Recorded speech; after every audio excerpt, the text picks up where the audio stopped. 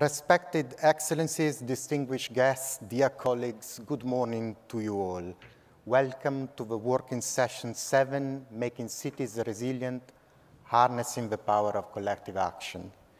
The Asia-Pacific Ministerial Conference on Disaster Risk Reduction acknowledges the traditional owners of the land on which the conference is being held, the Turrbal and Jagar and Yugara people. In the spirit of reconciliation, we acknowledge the traditional custodians of the country throughout Australia and their connections to land, sea, and community. We pay our respects to their elders, past and present, and extend that respect to all Aboriginal and Torres Strait Islander peoples. Urbanization continues to be a defining trend in our shared Asia-Pacific region. In 2019, an estimated 2.3 billion people were living in cities. This is estimated to rise to 3.5 billion by 2050.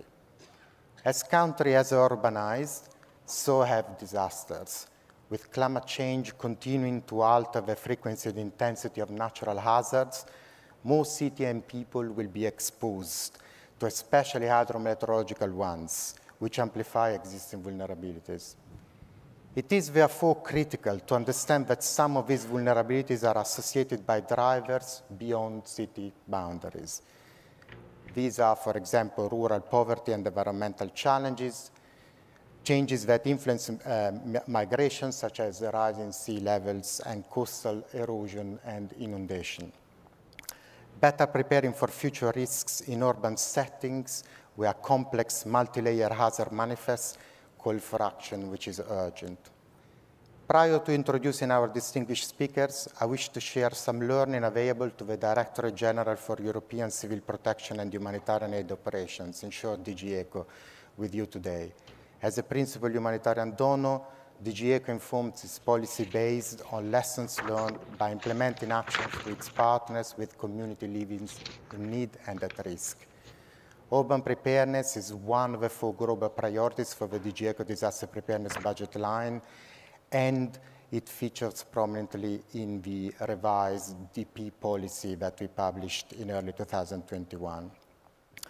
Firstly, we have early but encouraging evidence that investments to prepare for all types of hazards, natural as well as human-induced threats, as per each context specification, pay dividends.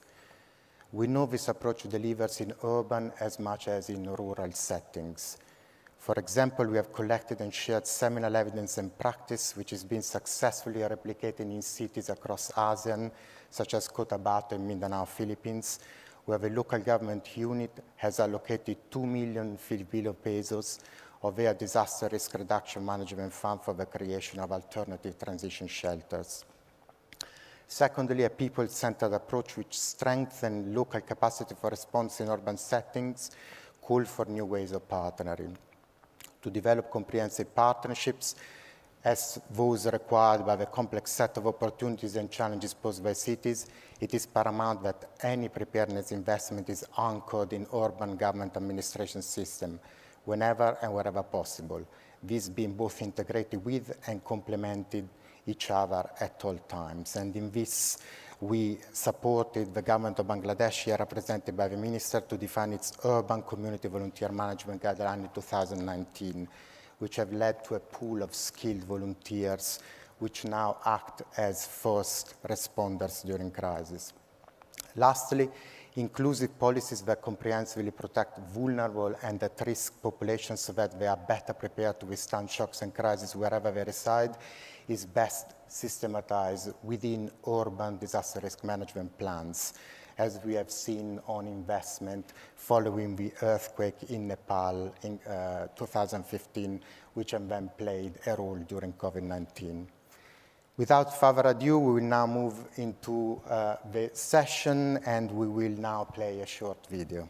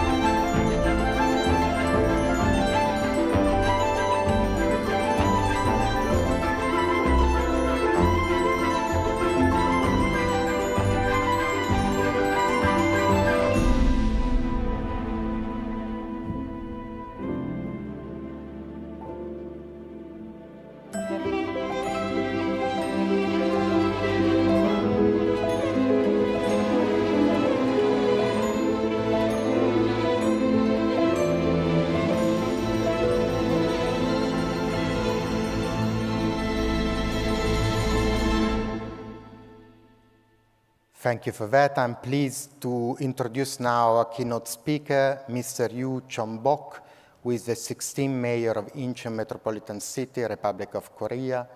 Between March 2013 and March 2014, he was the Korean Minister of Security and Public Administration. He has a doctorate and Bachelor of Arts in Political Science from Yonsei University and a Master's in Public Administration from Seoul National University. The mayor has a very busy schedule, so after he conducts his keynote speaks, he will leave us. Dear Mayor, the floor is yours.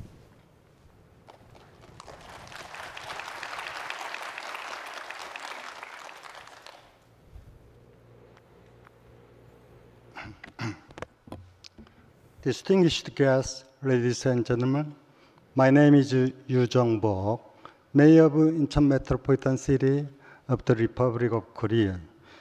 It's my great pleasure to meet you all. As the Mayor of Asia's first ever Resilience Hub City, I am deeply honored to introduce Incheon's vision and strategy towards disaster risk reduction and disaster resilience to officials from the Australian government and colleagues from UNDRR, as well as national representatives joining this event. I hope that all the participants share various experiences and efforts with each other at this conference to bear fruitful results. I'd like to extend my deepest gratitude to UNDRR and Special Representative of the UN Secretary General, Ms. Mami Mizutori, who make tireless efforts to reduce numerous disaster risks across the world. Dear member countries and global citizens, I hope Incheon's case can be informative to understand how one city's unlimited potential and incomparable characteristics have led to disaster responses and which direction we all have to take in the future. I'm here today under the theme of disaster risk reduction, embracing the dream of Incheon and the vision of Korea, and going beyond the changes of the world. Like other major global cities, Incheon has come to face various urban issues with accelerating climate change and increasing environmental pollution. Every day, we encounter a wide range of emergency situations, from natural disasters, including heavy rains and heat waves, social disasters such as fire and traffic accidents, to new types of disasters like fine dust and the COVID-19 pandemic, which intensively affect our economy, society, and future. Incheon's attitude towards disasters and climate change has been different from that of others. The city's unique geopolitical features and unlimited potential lie at the center of this. Incheon is home to the world's best international airport and seaport, and this port was opened to the rest of the world for the first time in Korea. At the same time, all roads of Korea lead to Incheon, the first Korean city for global citizens to meet among all other cities in the country. We preemptively take action for disaster risk reduction with a great sense of duty that keeping Incheon safe ensures the safety of Korea and further keep global citizens safe. This is why Incheon is at the forefront of the MCR 2030 campaign. For this reason, Incheon proactively responds to ever more complex, diversified, and larger-scale disasters. We established a division for the COVID-19 pandemic and the newly introduced walk-through and drive-through screening stations of the world's highest standards.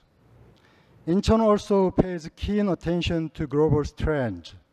Disasters go beyond the technological and scientific aspect and further can become social problems.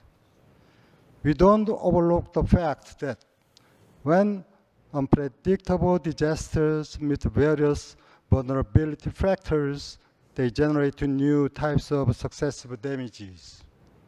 As in the case of COVID-19, disease hit anyone, but they leave people with different consequences.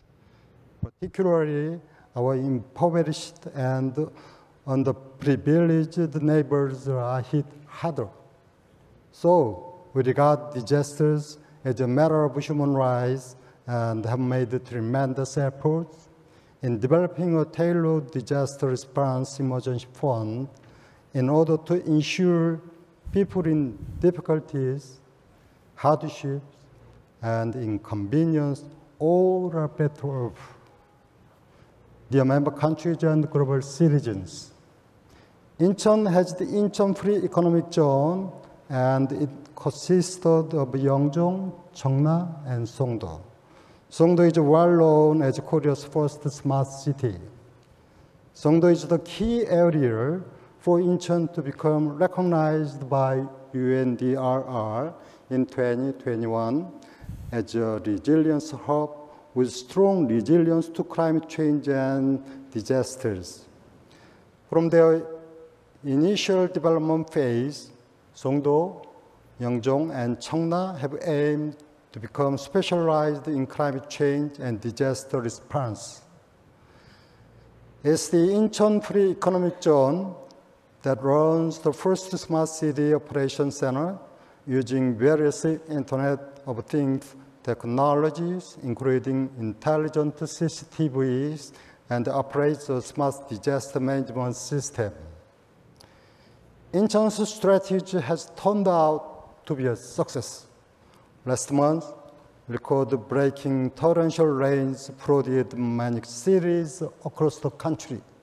But there is no single disaster incident reported in the smart city of Incheon. Smart cities know-how accumulated through the Incheon Free Economic Zone has paved the way for Incheon to become Asia's first resilience hub, as well as Korea's best city for disaster prevention and safety. Still, Incheon will not be complacent. Building on the success of Smart City, we plan to make the entire city of Incheon specialized in climate change and disaster response. By ensuring the whole city is heavily armed with disaster safety and resilience, we will create a new value based on Incheon's own strengths. Honorable delegates from the Asia-Pacific region and global citizens, Incheon aims to become the best, safest, and happiest city in the world and lead the dream of Incheon, the vision of Korea. Having gone through the pandemic, Carl Sagan's quote deeply touched my heart. The Earth is a very small stage in a vast cosmic arena. The pandemic shows how 8 billion people scattered across this vast world are closely interconnected on such a tiny stage, the Earth. Therefore, the solution to the imminent disasters and climate crisis facing humanity is crystal clear.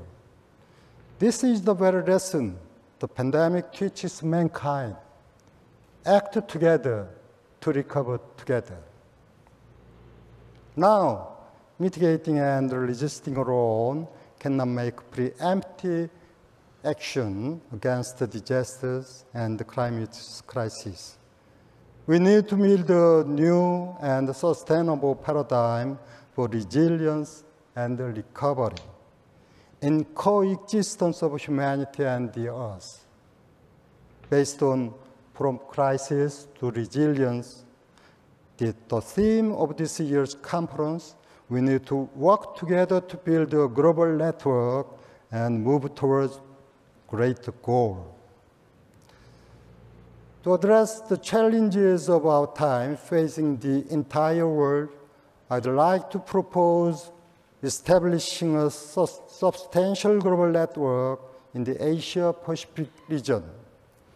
There is a need to set a table for more diverse and broad cooperation in order to continue serious economic and political discussions, not only on disaster response, but also on global warming and climate change. There is no boundary when it comes to tackling the challenges facing humanity and the earth. Asia's first resilience hub city of Incheon will lead the way. We will drive new change and innovation to develop and share disaster safety technologies and establish a revolutionary platform for international cooperation. Incheon will host the International Disaster Resilience Leaders Forum, Incheon 2022, held from September 28 to 29 in Songdo. And we will demonstrate Incheon's strong commitment to build a more practical global network. I hope this forum will serve as a venue to share various experiences of responding to complex risks and gather wisdom from participants. I look forward to your support for Incheon's vision and endeavors. I would also appreciate your interest and active participation. Honorable member countries and global citizens, a Korean proverb said, "Ants carry a stone grinding bowl." Of course, a tiny little ant cannot lift a big and heavy grinding bowl on its own. But I want to tell you, anything is possible when joining forces together. And I'm so thrilled to share the bold vision and global solidarity of Incheon as Asia's resilience hub. Once again, I sincerely thank Ms. Mami Mistori and the colleagues of UNDRR, member countries in the Asia-Pacific region, and the global citizens for this wonderful opportunity to deliver a keynote speech. In closing, I'd like to stress again the lesson learned from the pandemic. Act together to recover together. Thank you very much. Thank you, Mr. Yu Chong-bok. Can I please invite our second speaker to join us at the lectern, Ms. Bijal Brahmbhatt, Director of the Mahila Housing Trust India, is a recognized expert in habitat improvement, community development, and disaster risk reduction. Under her leadership, MHT has promoted a poor women-led model on climate resilience in South Asia. MHT won a United Nations Saskawa Award in 2019, followed by a UNFCCC award in the women's category. Bijal was a finalist in the UN Women in Disaster Risk Reduction Award in 2019. Ms. Bijal Brahmbhatt, the floor is yours. Thank you. So, you know, we at the Mahila Housing Trust actually work to improve the living, housing, and working environments of poor women who are in the informal sector, living in slums across cities. And India, as you know, is one of the very fast urbanizing, country, with almost 40% of our population comprising of the informal sector. And these women are actually, uneducated, illiterate, but they do contribute to the city's economy and the GDP because they are all working actively. Now, when we started working for them, we actually wanted to develop a poor women-led model for climate resilience across cities and take it to South Asia as well. So our plan, we started working in 5 cities in India, and we wanted to take it to Bangladesh and Nepal, in Dhaka and Kathmandu through our NGO partners, working with almost 25,000 most vulnerable families. The challenge to us was that we were talking of slow onset but potent disasters. So we did work on rehabilitation and reconstruction when disasters struck, meaning shocks like cyclones. But we were talking of slow onset but potent disasters like heat stress, probably water scarcity, air pollution, which are climate induced, and in some sense, probably really abstract. And therefore, it was a challenge for us to get these poor women really working on these issues.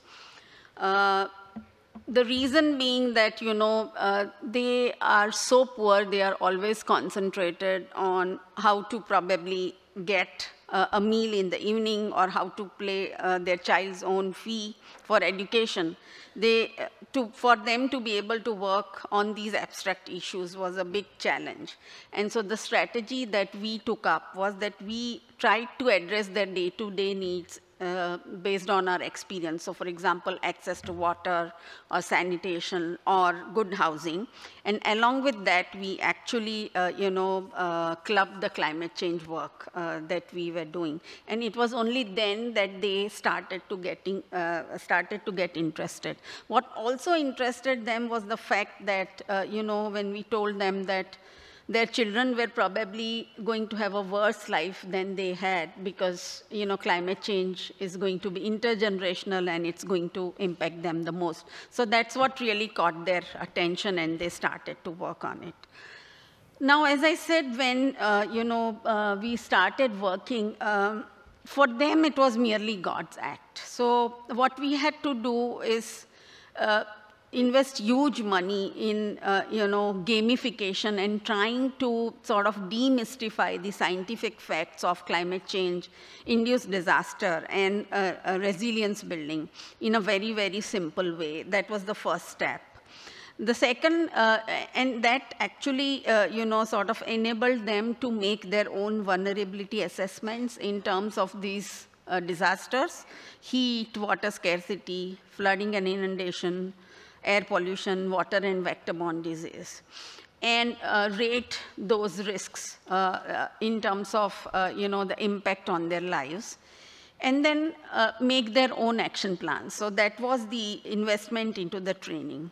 What we did next was we started also looking at technologies because probably these communities would not be able to afford an air conditioner to just reduce the heat that they were facing and thereby also losing on their health, well-being, as well as economic productivity. We had to come up with alternative technical solutions that were accepted by the poor. And so we piloted these solutions with the private sector and the technologists.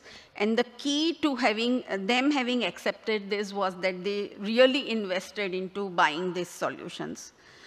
The third, area of our work was that we designed and incubated financial products, savings, credit, and now, of course, we are also venturing into, heat insurance and excessive rain insurance. To be able to scale up the resilience actions that were, adopted by the communities. And finally, creation of very, very strong institutional partnerships between the government, the scientists, technologists, and these women. And I think the key to that was that these women are able to speak scientifically and talk probably and understand all the scientific processes behind climate change. And that's when the government actually paid attention and started talking to them and creating plans with them. So this is just an example of, what we did was that we actually broke the systems thinking approach in climate change into very, very basic games and drew up things like water cycle or heat cycle and gamified those to be able to make them understand that, unless and until you attack the entire ecosystem, it was really difficult to have results on climate change-induced disasters. So one of the examples which I'm showing you here is actually on water quality testing. If you look at these women, they are all poor, almost illiterate, but we introduced them to water quality testing on some scientific tests, and they started recording. Using these devices, they started recording the quality. And they understood that if the quality went beyond a certain indicator, some of the indicators could be addressed at home by homemade remedies, like using alum, etc. But when it went beyond certain indicators, they had to approach the government laboratories to be able to get the water treated, and also approach their governments to supply them better quality drinking water. Now, water quality is going to become a very huge issue across our countries in the global south, because we keep pumping water from the ground, and as it goes deeper and deeper, quality is going to get worse. Now, this here is a very, very powerful example.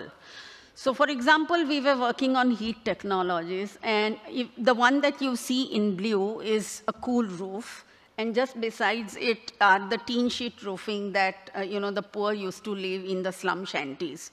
And we installed that cool roof. We actually trained our women leaders, our community action groups, to take the readings on a daily basis and compare it to the meteorological department's forecast for heat for that day. And then they really understood that the cool roof was helping them cool down. And they were actually willing to take loans to install the cool roofs. But their feedback to the technologist was that he had to actually, so earlier that roof had corrugations, and the community could not use it to sleep on it like a terrace during the summer months. And so all poor Indian communities usually sleep on terraces during summer months because they can't afford an air conditioner. So the technologists had actually to change the technology and make it a flatter roof for them to be able to access. In this case, our understanding now was that, the poor actually adopt technologies which are not only, affordable, but I think it has 4 parameters. It has to be affordable, it has to be aspirational, it has to be user-friendly, and 4th is that it has to be easily accessible from the market. This is a lesson for some of the startup innovations for the poor, and after sales and service are really quite important. So having done this, all these processes, you see a lot of these poor community action groups actually, sitting at the same table with the government and discussing issues. So these were multi-stakeholder groups that we created in the cities of the government, the technologists, scientists, and these poor women, trying to, find issues,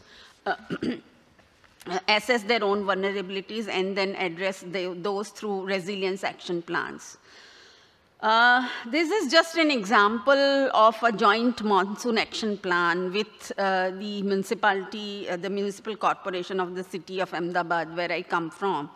So, these are pre-monsoon actions. So this is actually divided into 3 areas: pre-monsoon action, during the monsoon action, and post-monsoon action. And if you will see, they have fixed up the, the strategic actions, the responsibilities, and wherever it is written AMC, AMC would mean the Ahmedabad Municipal Corporation. They had given a beginning date and end date to that, and that was actually really co-created with the municipal corporation. And, it's getting implemented now every season before the monsoon begins in the city. So that's one good example of how communities and cities can work together.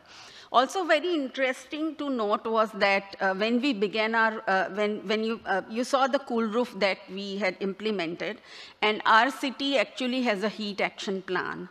And the heat action plan actually used to talk only about keeping hospitals ready during the heat season, primarily because it was informed more or less by a think tank which was working on health.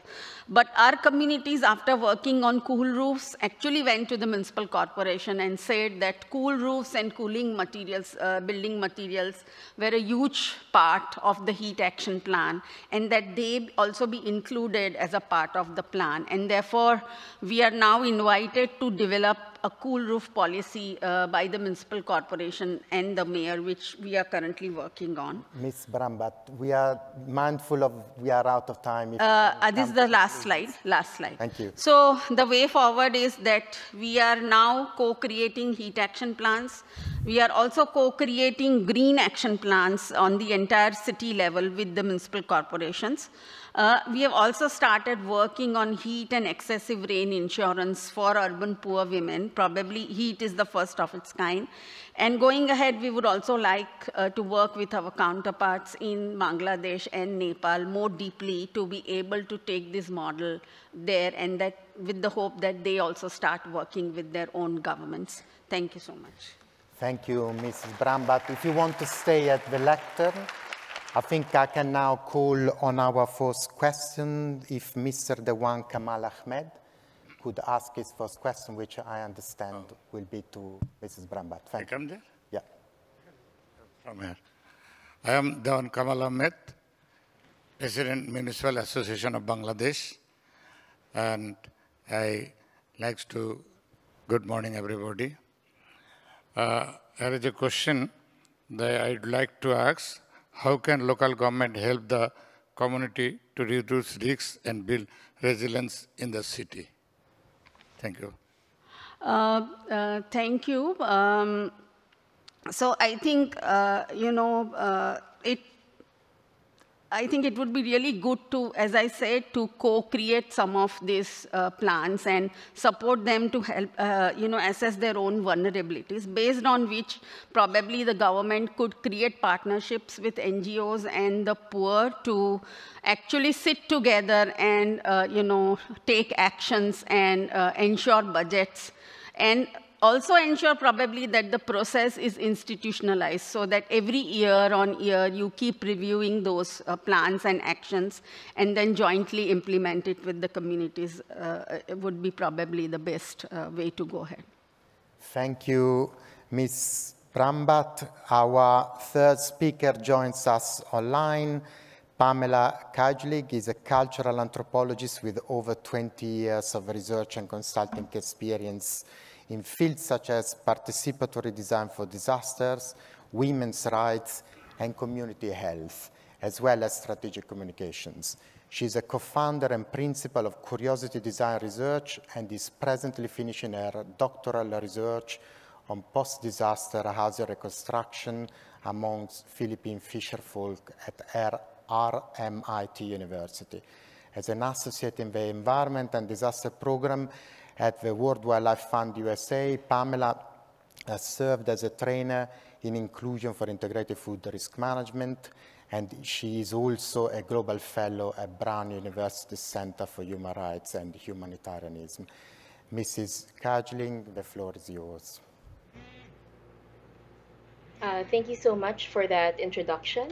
My main institutional affiliation is RMIT University, but here I am speaking wearing my two other hats as co-founder of Curiosity Design Research and as an associate of the WWF USA Environment and Disaster Management.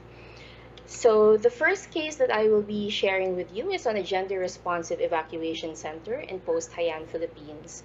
So as many of you would know, Typhoon Haiyan, or Yolanda as we call it in the Philippines, is one of the strongest storms in history. It affected 16 million people. It displaced 4.1 million people and further destroyed 1.1 million houses. So the challenge of rebuilding after the typhoon was incredibly massive. Now, my organization worked with WEDPRO, the Women's Education, Productivity, and Development Research Organization, to develop a shelter project in areas in Eastern Visayas that were affected by the typhoon. So this project was initially conceptualized as a permanent housing project that would be given to vulnerable women as beneficiaries. So the decision to focus on permanent housing came early on after several rounds of consultation as well as prototype testing with potential beneficiaries. Our organization worked with a female architect, and we actually brought the models, the scale models around villages to obtain the affected communities' input with regard to the design of the housing. And this was confirmed with our NGO partners as well as our international donors. However, the project was paused because of several challenges and tensions that we experienced along the way. First of all, were land tenure issues. The storm surge was massive and washed away many documents, including land titles, and many of our potential women beneficiaries also only had informal agreements with regards to their land ownership. And so it was difficult to find places, homes to rebuild that had formal land titles. The second challenge entailed gender-based tensions. Some of the women beneficiaries or clients who would be receiving our housing were resistant to the idea, mostly because they felt that being seen as a favorite of our NGO would eventually lead them to being ostracized by the community whom they were very dependent for in terms of like needs like food relief and companionship. There were also some men who were resistant to the idea of us giving housing and prioritizing vulnerable women because in their view, everyone lost, not just the women. So because of these challenges, we decided to shift from housing to just give shelter kits so that we could reach a greater number of homes, and we would only give them to those who were receptive to the assistance. Now, we had a chance to work in a second site in Western Visayas, and this time we took a step back and tried to revisit our initial assumptions. Now, this particular site was a municipality with villages in the mountains as well as island barangay or villages that would take about 30 minutes to 4 hours to reach by boat. So it was a more dispersed population that presented challenges in terms of evacuation during the typhoon. Many of these people living in these isolated areas found it difficult to come to the mainland to receive food and medical assistance after impact. So we held a consultation session with representatives from 44 barangay, but this time we took a step back and involved them in major decisions, not just design considerations in terms of building shelter. So in the end, after this consultation, we shifted from building permanent housing, and the communities decided that what they needed was an evacuation center that we worked with the women's rights organization to make it gender responsive. So we built this evacuation center immediately after building the first floor. The plan was 2 floors, and after we inaugurated, 1.5 months after, Typhoon Ruby threatened to decimate the exact same areas that were in the path of Typhoon Haiyan, and the evacuation center was used as planned. Women and children from these isolated areas came to the mainland to seek refuge. Now, what were the key shifts in thinking? Why did we end up with a gender-responsive evacuation center in this instance versus housing in the first instance? I would say that these are the different shifts in our approach that allowed us to develop a structure that was more culturally acceptable and also address the gender needs of the community. So first of all, in the first case, our blanket approach was to just address vulnerable women as a blanket term, whereas in the second site, we opened up our definition of vulnerability. So this was a step back for us, especially since we were all women's advocates working with the women's rights organization. So for them, the most vulnerable women in their areas were not, women who were necessarily, say, PWDs or widows of husbands who perished during the typhoon, but basically upland and island communities who could not access food, medicine, and safe shelter during impact. So this points to, I suppose, the intersectionality with which we need to understand vulnerability. That women are vulnerable, but they are also vulnerable, for example, as citizens, residing in isolated locations who can't get assistance right away. Secondly, we were more transparent about our funding limitations in the second site versus the first site. In the second site, we actually told them the amount of money that we had, and we said, we can build a few housing units if you want, because we're a small NGO, but then we can't use it for other things like livelihood, for example, or food relief. It has to be about shelter. And it was then when the community decided that if between just building a few housing units where a few families would benefit, it would be better to build an evacuation center where several families could benefit, and also it could be used as a community center during non-impact. The shelter was also designed so that many of the problems that women experience during evacuation, such as cooking donated food and washing donated clothes, all these care responsibilities would be taken care of by having several facilities for these particular care activities. And so, yes, there was a shift from permanent houses to a gender-responsive evacuation center that we eventually ran, that was eventually run by a women defenders community that was trained in community organization by our partner women's organization. And lastly, we shifted from participatory design and just focusing on the different building elements in the housing to co-creation, co-design, and co-production. So when we say co-creation, that entails involving affected communities in defining the problem, rather than just dictating, let's say, the solution should be permanent housing. Co-design is getting their input on the design of the shelter. So the size of the windows, the use of glass, for example, was consulted with affected communities and women especially who evacuated, and we did integrate their input. And co-production was done through a Cash for Work program with the men in the community to build the center. So that's the first case. Very briefly, I'll go through the second case, which is training for natural and nature-based flood management. This is a project of WWF USA. It's a holistic approach to flood management created by an interdisciplinary team and funded by USAID. So in this training program, one of the first things that we emphasize is that not all floods are bad. Certainly, floods carry with them a certain degree of risk. However, communities living with flood also see flood as potentially a good thing that brings, for example, nutrients or catch, such as fish and shrimp, for fisherfolk communities. In fact, in my own PhD field site, people distinguish between bad flood, which carries pollutants and chemical waste from factories upstream, and good flood, which carries with them the livelihood. And this is a socio-ecological systems approach to flooding, that also considers the value of flood to communities living with it and shifts the orientation from flood control to flood management. We position this as a complement to conventional approaches to flood management, such as building gray infrastructure.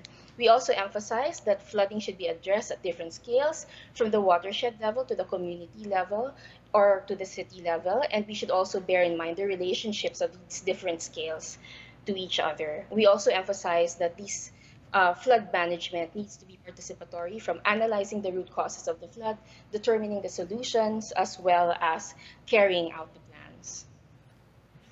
Ms. Pamela, and can I just call your attention to the fact that we are out of time, so if you can come to conclusion, that would be much appreciated. Yep, This is my last slide. So our key attendees here are mid-level decision makers.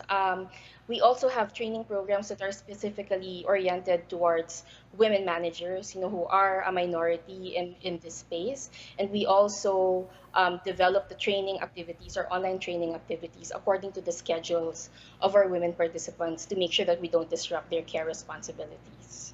So in conclusion, to make cities more resilient through inclusion, we need to work at different scales, from grassroots communities to also women working at the management and leadership levels. Thank you very much. Thank you, Ms. Pamela Gloria Kajling.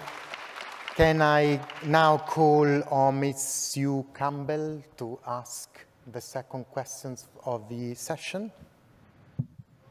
Thank you. Despite sound building codes and land zoning, political will and the desire for growth continue to drive development in risky urban locations. How can resilience practitioners, who often work at much lower decision-making levels, influence change? I think, Ms. Pamela, this question is for you. Okay, thank you very much for that question. That's an interesting question because many development projects in risky urban areas can actually exacerbate vulnerability and exacerbate maladaptation, but ironically, they're also positioned as resilience projects. And these may be well-intentioned projects, but as my case study shows, it's really important for us not to take definitions such as resilience, vulnerability, or even disaster for granted, because these might mean different things to the people that we want to reach. So we really need spaces for us to listen to them and to be open to differences in understanding and make sure that we reconcile those in a participatory way. The second is I'd like to go back to a point that Ms. Bijal made earlier on demystifying language. This is really, really important because information about these development projects is often packaged in jargon, maybe in English, or there's an attempt to translate in local languages, but it's still technical. So technical language, whether it's in English or a local language, is still technical language. And it's really important to simplify the language so that communities can make sound decisions based on their own understanding. So thank you very much. Thank you. And I now have the pleasure of introducing our final speaker, Dr. Mohamed Enamur Rahman, who is a Bangladeshi physician, businessman, politician, member of parliament, and also currently the State Minister of Disaster Management and Relief, a position that is occupied since January 2019. Dr. Rahman is the founder chairman of Enam Medical College Hospital, which is the largest private medical college hospital in Bangladesh, and has been involved in the medical response to many disasters. He has served as a member of the Parliamentarian Caucus on Child Rights and Parliamentarian Caucus on Disability. He is also a member of the Federation of Bangladesh Chambers of Commerce and Industry. Dr. Rahman, please, the floor is yours. You have 9 minutes. 10, 9.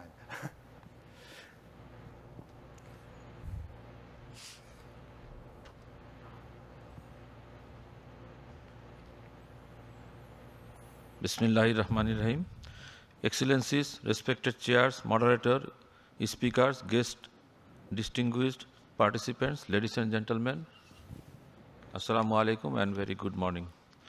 It's my great pleasure to be here in the auspicious event in APMCDRR in Brisbane, Australia. And let congratulate the organizer to facilitate the important issues on making cities resilient with the lens of urban disaster risk reduction. Bangladesh is highly susceptible to natural hazard-induced disasters due to her geophysical location, climate vulnerability, land characteristics, and persistence of other hazards. Urban center in Bangladesh is facing risk for a wide range of natural hazard-induced disasters, including industrial hazards. Urbanization trend in Bangladesh, like many other countries, show rapid growth which required planned development to minimize multi-hazard risk. it is evident that Bangladesh is situated with the very high-risk earthquake zone due to tectonic location, remained in active faults, and its historical evidence. The 1897 Great Indian Earthquake is inferred to be caused by the rupture of the Dauki Fault from the head-shaped strong intensity distribution and result huge damage in the urban centers. According to the Meteorological Department, Bangladesh was shaken by 48 earthquakes from January 2016 to September 2021. We understand the risk of earthquake due to country's tectonic location and history of the devastating event, including number of small-scale jolt in this region. Over the last couple of decades, the country has developed disaster risk reduction adaptation mechanism to address the adversities and reducing the risk of people at most risk to the urban center. Understanding the context of urban hazards and keenly of earthquake risk, the government has taken various initiatives including preparation and enforcement National Building Code to follow the building construction rules for safer and resilient city. Bangladesh has taken some remarkable initiatives for developing DRR strategies from 2015 to 2020. This includes a standing order on disaster SOD, National Plan for Disaster Management 2016-2020, and 21 to 25, with a substantive of urban risk reduction. These are aligned with Sendai Framework, Sustainable Development Goals, SDG, and Paris Agreement of Climate Change 2015-2030 for resilience. Considering the climate-induced disaster risk and vulnerability of mega disaster like earthquake, we have prepared a national strategy of international displacement management 2021 and its plan for inclusive urban DRR and rehabilitation.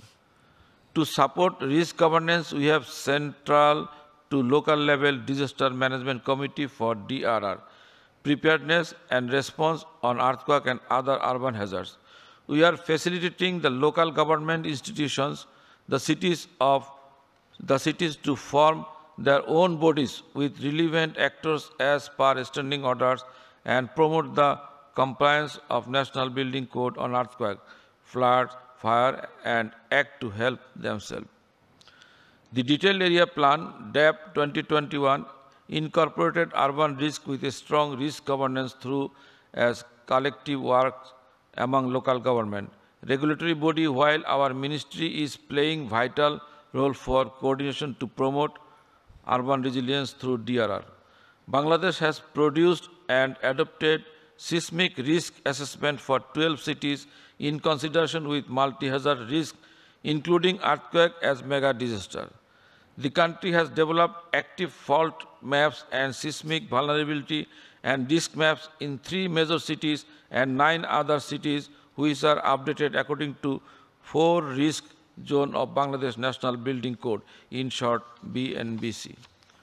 We also have developed scenario-based spatial contingency plan for 10 national agencies. Those involves rendering critical service for promoting resilience. The urban risk reduction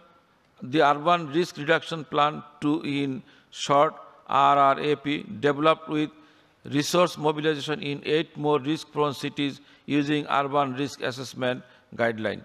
In addition to that, ward-level contingency plans are developed in 12 cities and simulated for response, preparedness, and DRR. The plan involves risk assessment, prioritization, action plan development, and their validation with community, technical agencies, local government, institutions, and other stakeholders. An innovative risk-sensitive land use and spatial plan was developed in a number of cities, are most earthquake risk-prone city. The urban resilience program also developed a risk-sensitive land use plan for Dhaka city for risk-informed urban planning for promoting resilient city. The land use plan includes earthquake, flash flood, fire hazard, water logging. Major focus of this plan is providing an outline for land use policy guidance that offers an opportunity to incorporate risk reduction into development plans. National Resilience Program of Government of Bangladesh have been implementing earthquake preparedness program in view to strengthen the system which involves earthquake science, policy and practice. Building on existing work, the piloting intends to offer a scalable and cost-efficient model for all actors, including government. Considering exposure to hazards, infrastructural and socio-economic vulnerabilities and capacities, the program to prepare risk reduction and contingency plan at city, ward, and household levels. Efforts are taken to implement those plans locally. Implemented number risk reduction intervention in 12 cities, considering with urban flooding, earthquake, landslide, and other hazards that directly benefiting the community people that pushed special efforts for the culture of urban risk reduction. At the local level, the Building Construction Committee is being activated to ensure the safe and resilient construction through systemic approval of our proper construction monitoring. This is locally driven approach, puts the power back to the local institutions and communities of impact. It offers an opportunity to them to become fully ready to carry forward DRR and earthquake preparedness program on their own. The reform and master plan for fire service and civil defense is being implemented for better DRR and response preparedness to urban hazard, engaging community volunteers and other stakeholders.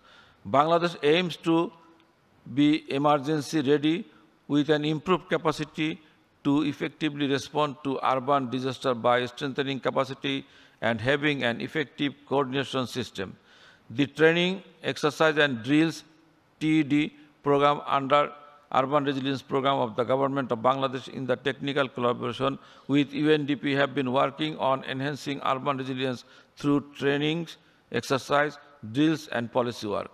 The program also been working in developing emergency operation plan for better response preparedness and urban risk reduction. Ladies and gentlemen, now I'd like to share some of the key action on capacity for DRR and response preparedness.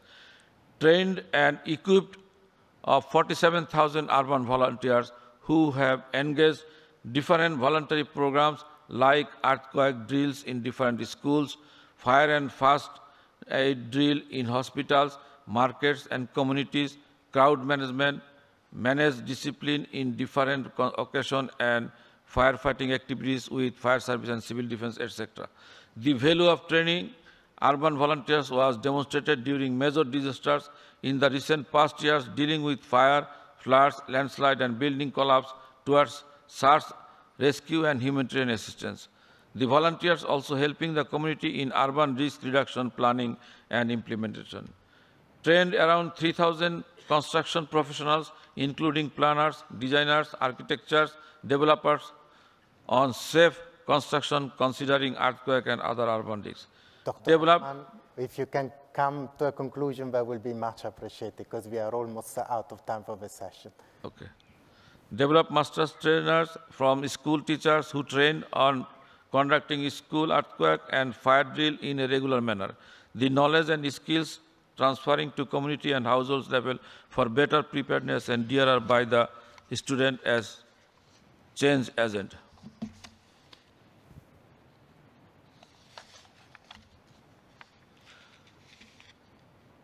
We are establishing the National Emergency Operations Center, NEOC, in dealing with the mega disaster through coordinated efforts on preparedness, DRR and rapid response to reduce the loss and damage.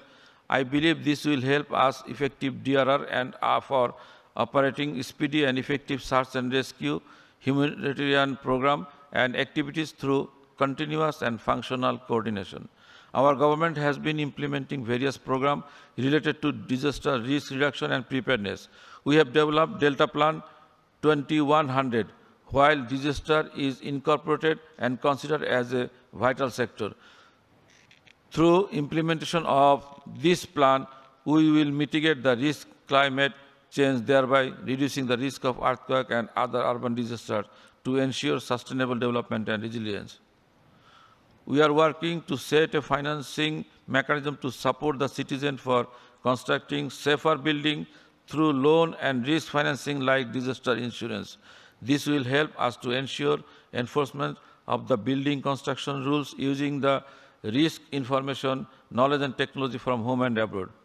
I call upon for regional and international cooperation to share good practice along with technology, knowledge and information towards urban disaster risk reduction, making cities resilient. Thank you all. Thank you. Thank you, Dr. Rahman. We take one more minute of your attention and thank you for your availability.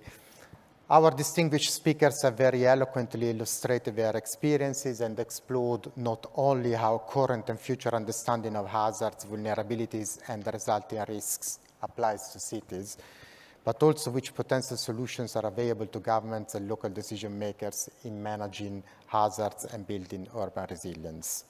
We have learned from the speakers that as a result of increased understanding of all sections of population which make the urban tapestry diverse in those districts, in those cities, local DRM governance can over time more inclusively reflect different needs and risks that affect differently the multiple groups that they are designed to cater for. This is really vital, as engaging people who live every day in the very same neighborhoods, most at risk, pay dividends. By being prepared for any crisis, they represent an additional frontline service force to those who are most vulnerable in their communities, in close collaboration with local administration services. It has been a real honor to moderate this working session, noting that our discussion happens at times of ever-increasing global humanitarian needs.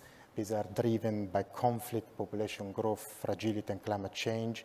I wish to focus everyone's attention on the consideration that those who are poorest and more marginalized tend to live in areas where it is cheaper to rent, so they are more at risk, and where services they are less available. Let me therefore conclude our discussion today with the reflection that we must be clear that the devil is in the detail, and we must continue focusing on what works and what doesn't, as we've been doing this morning. We hope that this working session will further conversation, partnerships, and exchange through the Making Cities Resilient 2030 initiative as a platform for cities and partners to collaborate on building local resilience. Thank you for your attention, and please be advised that the next session will start after lunch at 1:30. Thank you.